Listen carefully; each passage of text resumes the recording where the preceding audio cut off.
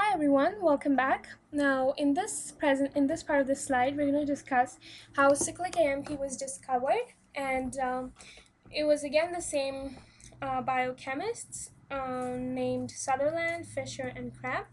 So here's the experiment that they did, and before I get into the experiment, I'm just going to mention a little bit about phosphorylase and how it is different from kinase, because I had this question come up when I first studied it and I had to look it up on Wikipedia. So what phosphorylase, they both add phosphate group, so that's the similarity. However, phosphorylase adds an inorganic phosphate to an acceptor.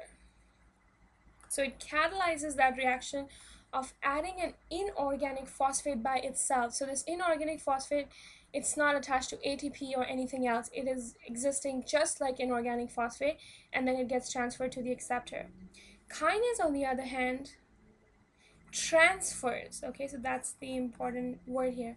Transfers a phosphate group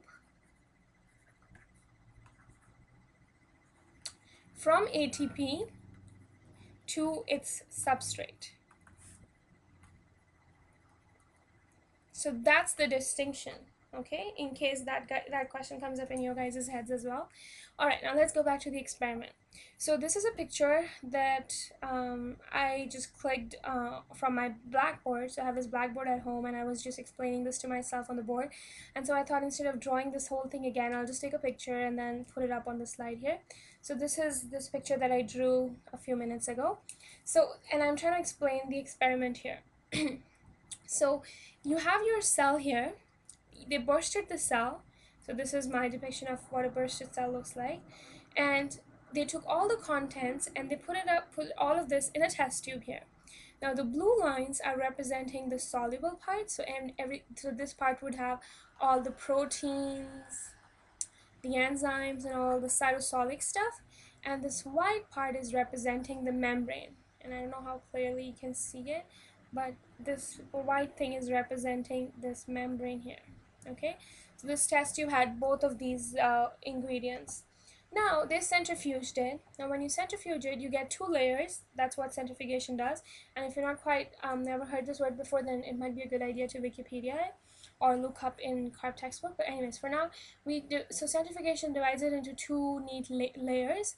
So the first one, the blue one, is the soluble layer, and what you see on the bottom is that white layer. So it has so here it was all mixed up, and here it's just more organized. So this membrane layer, the insoluble layer, is referred to as the particulate fraction, okay, and this is referred to as the soluble fraction. The soluble fraction has this enzyme phosphorylase, because all enzymes reside in the cytoplasm, not on the membrane, and the particulate fraction has the membrane spin. Now what they did, so they were trying to study the effect of hormones on physiology, okay? So they took this soluble fraction out, okay? So here's my test tube. They took this part out, they put it in here, okay? Maybe I should draw it with the same color if I can find one here. So they took this and they added in here, and then they added the hormone, which I'm going to represent with an H, okay? They added the hormone, but they didn't see anything happening, okay? So, well, that's all we get to know from this, that nothing really happened in here. Now they took this, the particulate fraction, and they added a hormone to it. They mixed it up really well. They took a portion of this, okay, and then they added the soluble portion to this. Okay, so what you see in the blue is here I have it written down, supernatant added. Okay, so they added the supernatant on it. All right, and voila, they see this reaction.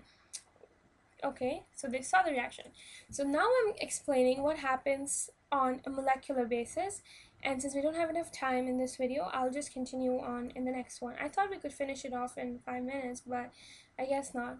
Hopefully I'm not going over it in too much detail or whatever, but hopefully this has made sense. Hopefully the experiment has made sense so far. So now we can look at the molecular biology behind this experiment. Alright, see you guys in the next video.